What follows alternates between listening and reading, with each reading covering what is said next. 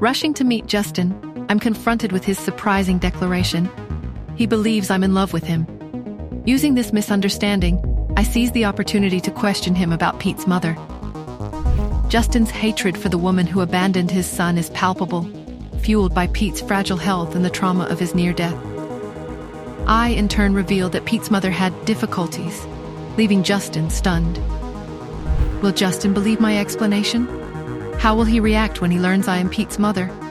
What will he do to Henry if he finds out about his involvement? And what will happen to our fragile truce now that the truth hangs in the balance?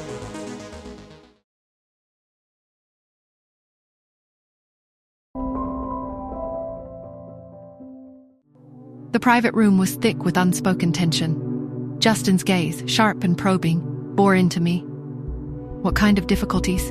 he asked, his voice low and insistent. I hesitated, my mind racing. I couldn't fully decipher his intentions, and I knew I had to tread carefully. Justin could be unpredictable, domineering. I couldn't risk revealing too much, too soon. Not when the safety of my children was at stake. I couldn't afford to be reckless. I had to play this smart. I lowered my gaze, attempting to project a sense of vulnerability. "It's a big leap to assume a mother would intentionally harm her own child," I said, my voice soft. "Childbirth leaves the body weak. What if someone took her child when she was defenseless? What if she's been searching for him all these years?" Justin's jaw tightened, a muscle ticking in his cheek. "Then explain how she became pregnant with my child," he demanded, his voice edged with steel. I shook my head, a flicker of my own confusion resurfacing. Even now, I couldn't explain how I'd become pregnant. It was a mystery, a shock, even to me. "But you don't know either," I countered. "It was a surprise to you too. She could be in the same situation." I raised my head, my eyes meeting his. Of course, I'm not making excuses for her. She brought a child into the world, and she failed to protect him. The words were heavy with my own guilt, my own regrets. I remembered the chaos, the pain, the betrayal. I remembered my father's cruelty, the way he had hidden my son, my Pete. The memory was a raw wound, a constant ache. Justin watched me, his expression unreadable. I could feel his scrutiny, the unspoken questions hanging in the air. He wanted to know, I could see it in his eyes. But he held back, perhaps sensing the pain that lay beneath my carefully composed facade. He knew deep down that I wasn't the kind of woman who would abandon her child. He knew I cared for Pete genuinely, and the idea that I, Athena, a renowned surgeon, would be swayed by a mere one.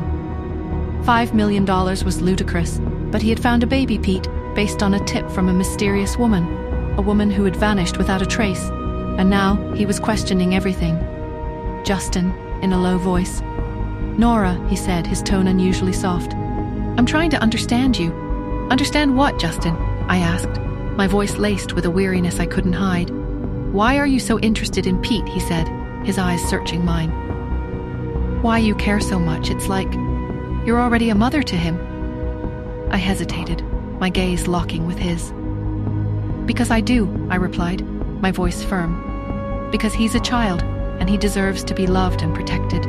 Like your own child," he said, his voice barely a whisper. "And because, if you were to become a part of this family, I would accept Cherry as my own. I would treat her as my daughter." I stared at him, surprised by the sincerity in his voice. "Justin," I began, but I couldn't find the words. "I know," he said, his voice softening. "I know things are complicated, but I see how Pete responds to you. I see how you are with him. And I see how you are with Cherry." I felt a strange warmth spread through me, a sense of connection that I hadn't expected. "Justin." I tried again, but the words still wouldn't come. "Just think about it," he said, his voice low. "Just consider it." Before I could respond, his phone rang, a sharp, insistent tone that cut through the silence. He glanced at the screen, his expression hardening. "It's Lawrence," he said, his voice tight. "Something's happened." He answered the call, his voice low and urgent. "What is it, Lawrence? What's going on?" I watched him, my heart pounding in my chest, a sense of dread creeping over me. Whatever Lawrence was saying, it was serious. Justin's eyes narrowed, his jaw clenched. He excused himself and left.